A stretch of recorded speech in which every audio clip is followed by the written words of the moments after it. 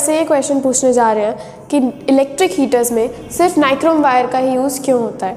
Sir, जैसा कि हम सब जानते हैं कि इलेक्ट्रिक हीटर्स में नाइक्रोम वायर्स का यूज़ होता है, लेकिन उसमें उसकी ऐसी कौन सी प्रॉपर्टी है या फिर उसमें ऐसी कौन सी स्पेशलिटी है कि हम सिर्फ नाइक्रोम वायर्स का यूज़ करते हैं। पहले तो सभी व्यूअर्स को मेरा प्रणाम। हीटर जो है हीटिंग इफेक्ट ऑफ करंट के प्रिंसिपल पे वर्क करता है। इट सिंपली मीन्स कि जब हम किसी कंडक्टर में करंट फ्लो करते हैं तो वो कंडक्टर हीटअप हो जाता है। कितना ज़्यादा वो हीटअप हो रहा है ये डिपेंड करता है कि वो कंडक्टर जो करंट उसमें फ्लो हो रही है उसका कितना अपोज कर रहा है, करंट का कितना अपोज कर रहा है। इसी प्रॉपर्टी को हम कहते हैं रेजिस्टेंस, प्रतिरोध। हिंदी में बोलेंगे उसको प्रतिरोध। अगर हम किसी कंडक्टर का 1 मीटर लंबा वायर ले लें, उसका क्रॉस सेक्शनल एरिया भी 1 मीटर स्क्वायर हो, तो उस कंडक्टर का जितना रेजिस्टेंस होगा that is called its specific resistance और रेजिस्टिविटी। ये किसी कंडक्टर की करैक्टरिस्टिक प्रॉपर्टी, किसी मटेरियल की करैक्टरिस्टिक प्रॉपर्टी। मतलब एक मटेरियल का स्पेसिफिक रेजिस्टेंस या रेजिस्टिविटी हमेशा सेम रहता है। यहाँ पर जो नाइक्रोम का आपने जिक्र किया, it is an alloy of निकल एंड क्रोमियम। ठीक, बाई मास अगर हम देखें तो इसमें लगभग 80% निकल होता है, 20% क्रोमियम होता है। और इस अलॉय की खास बात यह है कि इसका स्पेसिफिक रेजिस्टेंस बहुत ज़्यादा होता है। ये सिल्वरी ग्रे कलर की मेटल होती है और कोरोजन रेजिस्टेंट भी है, जंग भी नहीं लगती, है ना। इसका जो स्पेसिफिक रेजिस्टेंस है वो लगभग 100 to 150 micro ohm into centimetre होता है। मैं लिख के दिखा देता हूँ, 100 to 150 माइक्रो ओम सेंटीमीटर। और अगर हम इसे स्टैंडर्ड यूनिट में लिखें तो ये होता है 1.0 to 1.5 इंटू 10⁻⁻6 ओम मीटर।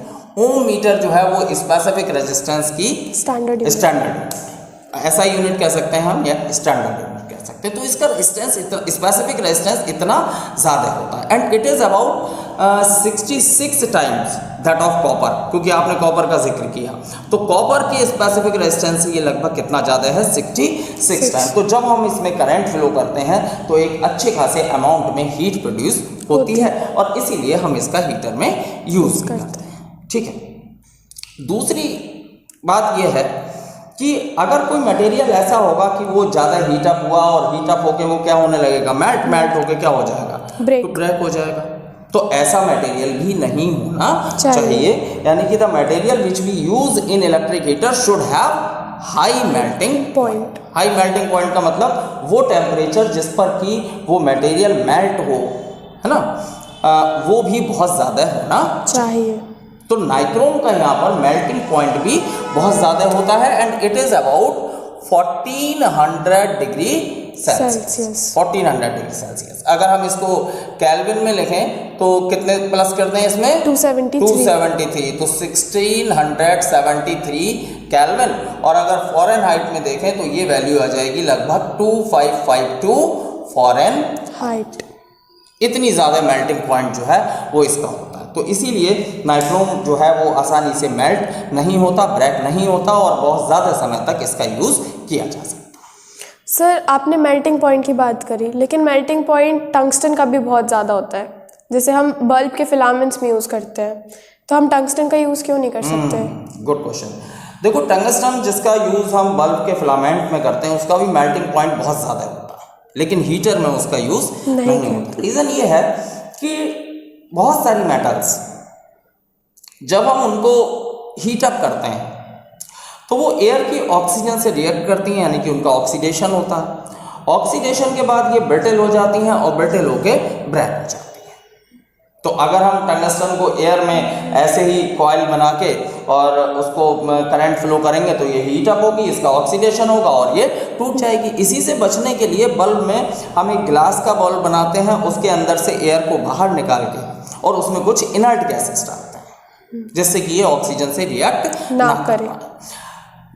ये जो नाइक्रोम है इसकी खास बात यह है कि जब ये पहली बार गर्म होता है उसी समय इसका क्रोमियम एयर की ऑक्सीजन से रिएक्ट करके क्रोमियम ऑक्साइड बना देता है, क्रोमियम ऑक्साइड। और इस क्रोमियम ऑक्साइड की एक लेयर पूरे वायर पर चढ़ जाती है, पूरे वायर पर क्रोमियम ऑक्साइड की लेयर, और ये लेयर क्या काम करती है, वायर को फर्दर ऑक्सीडेशन से बचाती है।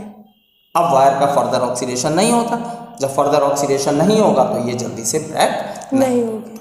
तो ये वजह है कि नाइक्रोम को हम यूज़ करते हैं हीटर्स की कॉइल बनाने के लिए, है ना।